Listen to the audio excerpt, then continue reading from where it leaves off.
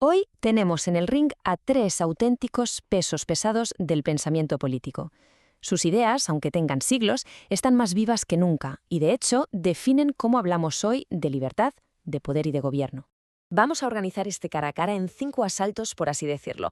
Hablaremos de cómo sería la vida sin gobierno, de los derechos, de la propiedad, de los límites del poder y, para terminar, de cuál era el gran miedo que movía a cada uno. Venga, vamos al lío. La pregunta del millón que estos tres pensadores intentaban responder es, en el fondo, muy simple.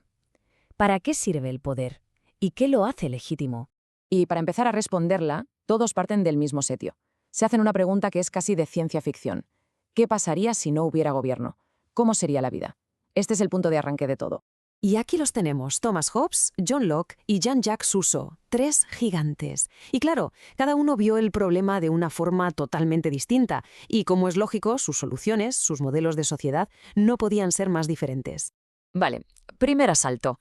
La primera gran pelea está en cómo se imaginaba cada uno ese punto de partida, eso que llaman el estado de naturaleza. O sea, cómo éramos antes de toda la parafernalia social. Para Hobbes esto era, un escenario terrorífico. Ojo, no es que la gente estuviera peleándose a cada segundo. Lo peor era la amenaza constante, el vivir con el miedo de que cualquiera podía ser un enemigo. Sin alguien que mandara y pusiera orden, la vida era sencillamente una lucha continua por sobrevivir. Locke, en cambio, dice, para el carro no es para tanto. Él tenía una visión mucho menos pesimista. Pensaba que en ese estado de naturaleza ya teníamos derechos, y no unos cualquiera. El derecho a la vida, a la libertad, a la propiedad. La gente ya era libre e igual gracias a una especie de ley natural. Entonces, ¿dónde está el fallo? Pues en que no había un juez imparcial. Si alguien te la liaba, no tenías a quién recurrir. Y claro, eso al final acaba generando un buen lío. Y entonces aparece Rousseau y lo cambia todo. Él se desmarca de los otros dos. Para Rousseau, ese estado original era mucho más simple, casi como si no fuéramos seres sociales todavía. Éramos buenos salvajes, movidos por el instinto de sobrevivir y por cierta compasión. ¿Cuándo se torció todo? Según él, el día que a alguien se le ocurrió cercar un terreno y decir, esto es mío. Ahí, con la propiedad privada, empezaron la desigualdad y todos los problemas.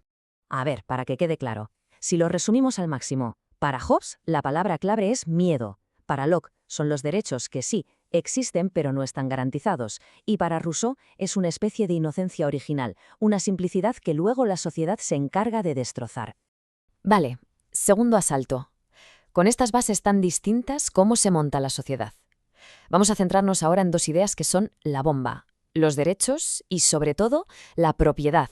La teoría de Locke sobre la propiedad es que es la base de mucho de lo que pensamos hoy. Su lógica es la siguiente.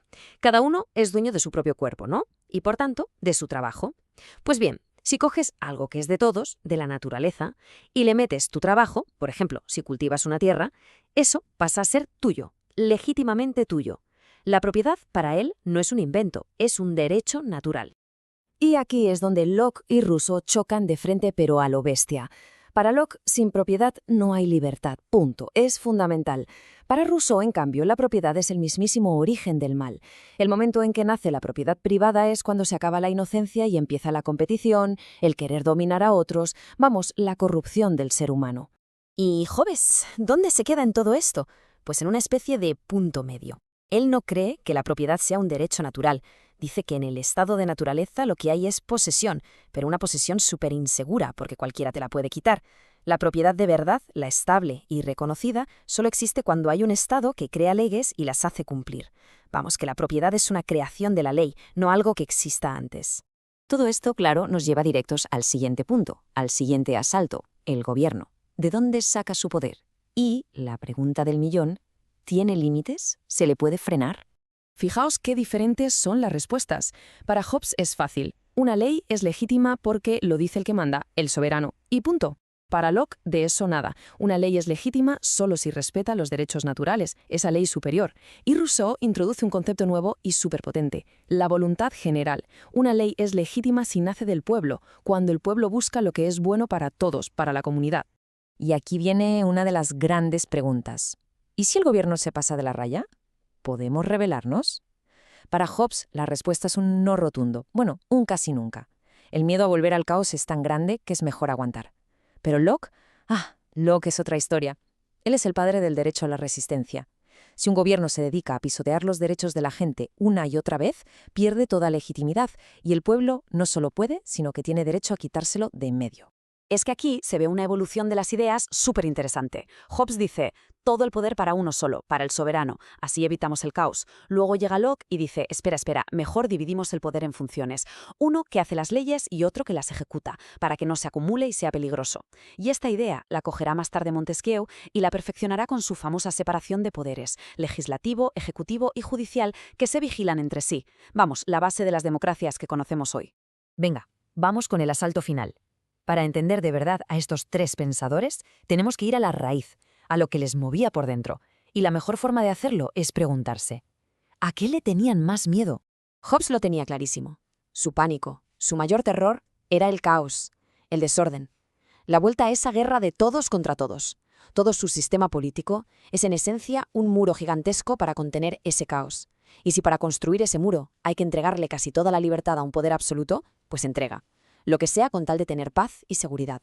Locke, en cambio, le tenía pánico a lo contrario, a la tiranía, al poder descontrolado, a un gobierno que, en lugar de proteger los derechos de la gente, se dedicara a aplastarlos. Por eso, todo su edificio teórico está lleno de límites, de frenos al poder. La ley natural por encima de todo, los derechos que nadie te puede quitar y, como última opción, el derecho a la rebelión. Y el miedo de Rousseau es distinto. A él no le obsesionaba tanto el caos original o el rey tirano. Su gran enemigo era la desigualdad social. Creía que una sociedad injusta y desigual corrompe a las personas, nos vuelve peores y nos roba la verdadera libertad. Por eso, todo su esfuerzo iba dirigido a pensar cómo crear una comunidad donde todos pudieran ser libres de verdad. Así que, en resumen, y para que nos quede grabado, Hobbes teme al caos por encima de todo. Locke teme a la tiranía por encima de todo. Y Rousseau teme a la desigualdad social por encima de todo. Cada uno construyó su sistema perfecto como una defensa contra su peor pesadilla. Y claro, el resultado son tres visiones del mundo político que no pueden ser más opuestas. Y con esto llegamos al final. Pero queda una pregunta en el aire, una pregunta para pensar. Si miramos a nuestro alrededor, a los debates de hoy en día, ¿cuál de estos tres grandes miedos nos define más? ¿El miedo al caos, el miedo a la tiranía o el miedo a la desigualdad? Es una buena pregunta, ¿verdad? Porque la respuesta, seguramente, es que los tres siguen ahí, muy presentes.